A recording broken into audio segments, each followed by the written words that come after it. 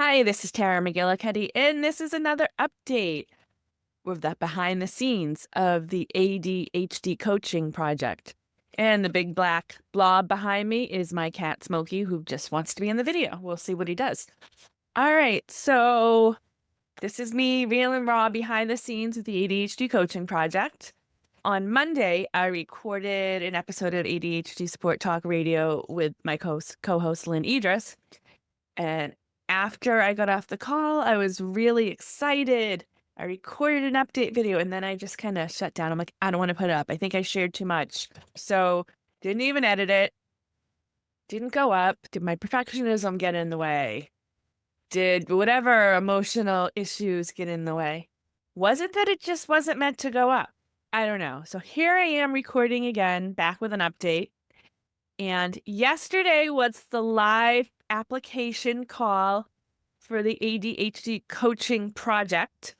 And it went rather well. I hadn't done one of those, and I had actually never done anything like that. It went well. Learned things from it that if I do this again, I'll probably have more time to promote it. If we go back, I had the idea on a Friday and I was launching everything on Saturday, and the call was less than a week on Wednesday, the application process. So I think it's a great experiment. It's going well for the most part. I had a bunch of people on the call, and I usually, when I do Zoom over the past several years, I have everybody muted. It's very structured. It's almost like a webinar. And I decided I was going to do things very different. So it was overwhelming for me, and I ended up talking to multiple people. I lost count of it. And as the first few people were going through, they were getting some good coaching. And I was realizing, okay, if I'm going to get to as many people as possible, I need to stop this. I need to speed it up. So a lot of what went on is the people who were observing the other people being coached, they were learning from the coaching, which is a big part of group coaching why I do it. So the people that got on later were just getting to the end point of, okay, what would you like to commit to? It was to hear them, to see what if we clicked, if coaching was meant for them. And the majority of the people, I'd say all but one people were coachable. The things they wanted to work on were things that would work in a group's coaching setting. There was one woman who came on, and what she was talking about, really, the way I understood it, just really wasn't a coachable thing. But with me, I recommended that the type of thing that she wanted to work on, maybe speak to an attorney or even a mental health professional. Like I just said, this isn't the right format. I'm just telling you right now, it's not a good match. And I think she was thankful. I think the other people got to see me as a coach setting up my boundaries and saying, okay, I could take this woman on, but no, if there's other people that would be better. And for the group as a whole, it didn't make sense. Where are we right now? As I'm recording this is Thursday. The live call was yesterday on Wednesday. And I'm going back and forth about how many people to have on. I sent out invitations to people saying 8. So far, 5 people have responded back agreeing. I have a great group. It's diverse, different types of things people want to work on. People from different parts of the world. I think we do have somebody from Australia. So this is the core group. I may stop at 5. There's a couple people I've sent emails out that haven't responded yet. Most people responded right away with a yes. So right now there's 5 that are definites. However many people are on, it's going to be 5. And what I decided to do, because I know I don't know if I talked about this on the one that I actually put up or the one that I didn't record, is I'm having 2 levels to this. One are the 5 or 8 people, we'll see what it comes down to at the end, that are called the coaching core. These are the people that are going to be on live every Wednesday at 3 p.m. Eastern. These are the people that I am actually doing the live coaching with. They're getting coached. These are the people who are being recorded, and their audio is going to go on YouTube and the podcast and other places. They were there and they showed up. Coaching made sense to them. Group coaching, this format would work, be helpful for them. So what I'm doing with them is they're called the growth group. So they're going to come to the live call. the live Zoom call, and they're going to observe and witness the coaching process. If there's time at the end after the core group receives coaching and we go through the process and all that of the group call, maybe some of these people will come on and be coached. In addition to them, the group is going to come together as a whole throughout the week and do check-ins and a section of my website. So I'm excited, and I may open it up the growth group for a few more people who weren't on the live call who are part of my list. This is an idea. We'll see, because it's like, how many do I let on? Because I'm just doing a Zoom meeting, which is still overwhelming to me. There's ways to make it so I can be in control, and so I know who's who on the call, who are the 5 core people, who are the rest of the growth group. So this is something I'm thinking about. What I'm leaning towards doing. So as I've told you, this will be released here on YouTube. I think what I'm going to do is release a short video every day. Like the first one will be me and the first participant being coached. The second one will be the second participant, and so on. So those would be short segments. And then if people would like to access and listen to the entire unedited, raw coaching call, which would be about 90 minutes, they can go to a website and sign up for it. Again, part of the reason why I am on here doing this is to process. It's also helpful for me to process. I could be writing in a journal, but for me in this type of situation, speaking out loud, it's really helping me process and get thoughts out. Might be more helpful if I was talking to somebody else, like a coach or a mentor or just somebody else, but this in itself is helpful.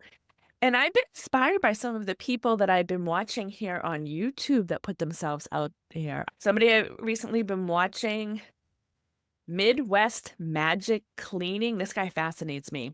He's about my age. I think he's actually like a few weeks younger than me, because he said yesterday he just turned 51. And he goes in and does cleaning, like magic cleaning. Not magic, but he cleans hoarding houses, people with severe ADHD who have that ADHD clutter. He's also has high functioning autism, and I've watched the cleaning videos, which are fascinating, and I watched a couple of his videos about autism, his depression and autism, and how cleaning can help support him. So this guy putting himself out there raw and real and all that, this inspired me to put myself out there too. Thank you. I honestly, I don't want to know what his actual name is. I don't know if he says that in any of the videos. He's fascinating and he's funny. When he introduces himself at the beginning of a video, he has a different like joke name for who he is. Sometimes it's a movie character or some type of pop culture. So I probably could research it to see what his name is, but honestly, his videos are fascinating, educational, and he's entertaining. So for me, it's more energetic and informational and learning than, to me, his name doesn't really matter. I'm excited about the ADHD Coaching Project. I am learning as I go, and that's something that I do with just about all of my programs and resources. Like you might know, this past year was the 15th annual ADHD Awareness Expo, which is a lot of work. It's very rewarding. People find it very helpful. For the most part, I do it myself. I'm doing a lot of it myself, so it can be very overwhelming, especially when I have the ADHD type brain and I leave everything to the last minute. And there's been years that there's been crazy things going on in my life, or I'm just postmenopausal now. So past few years, or when I was first going through perimenopause and menopause, didn't even realize that's what this is. This is why I'm roller coaster of emotions, or I'm exhausted. So that's something that I kept to myself. So with this, what I'm doing is putting it out there and sharing my unique brain. Yeah, ADHD is a big part of my brain wiring, but as all of us are, whether you're, what's the term people use now, neurodiverse, which I just have to admit, I'm 51. I don't really connect with that word. That's like a new pop culture type newer. So in the way I look at it, we're all unique. Even if you don't have one of the things that's in the DSM conditions, I've never met somebody who doesn't have a unique brain. Maybe I just attract strange people, which I really do. I can. I have attracted strange people, just interesting people. Let's just put it that way. So, and as I'm talking right now, I'm going to be doing minimal editing on this video. I might, I'm editing out some of the ahs and the ums, and sometimes I just say things that make no sense when I'm listening to it. Because sometimes, in addition to the ADHD, I can reverse my words sometimes. I don't know if that's dyslexia. There's like terms for some of the things I do. There's a word when I'm talking and I forget my word, that like a simple word, there's like a phrase for that, a term for that. I actually don't understand that, or I can't come up with it now. These are things that I might edit out. Maybe one of these times I'll do a live where it's like totally real and raw. Maybe when I actually get more people on the channel. So this is my update. My next few steps are to go back and see who's in what section, create a place for them to sign up. Oh, ChatGPT has been extremely helpful in this, even though, you know what ChatGPT does? It drives me crazy. I can't understand why program would do this.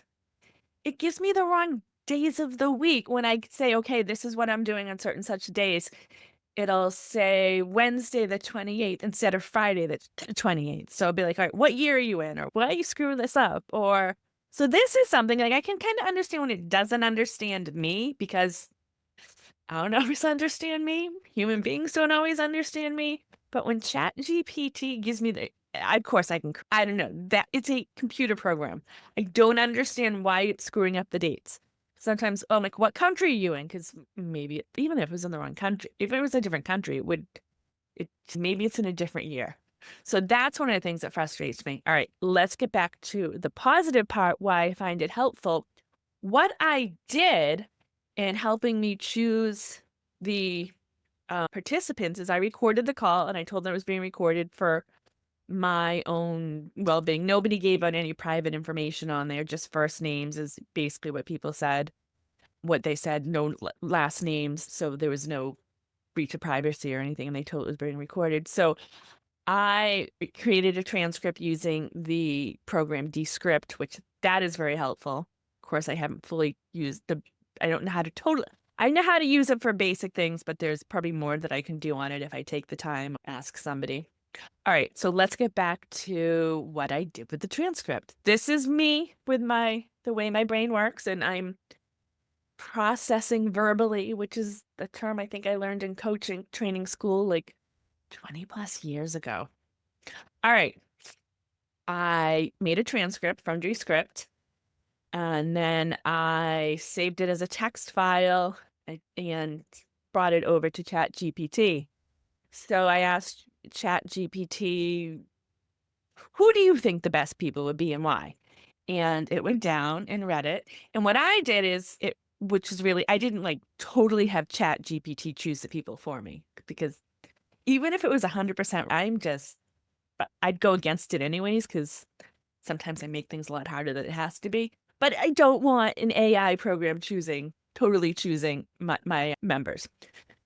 But it told me why. Okay, here's person number one. So what I did is I went back to Descript. And I don't know if you're familiar with Descript. What it does is it's a video editing software, but you edit it with the text, like the transcript.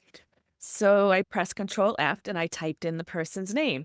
And I went and listened and watched the video of the person. And it's okay, I do remember liking her. This is what she said. So what it did is it gave me reasons why certain people would be part of the group. It also, and I told it, okay, I'm going to have a second section.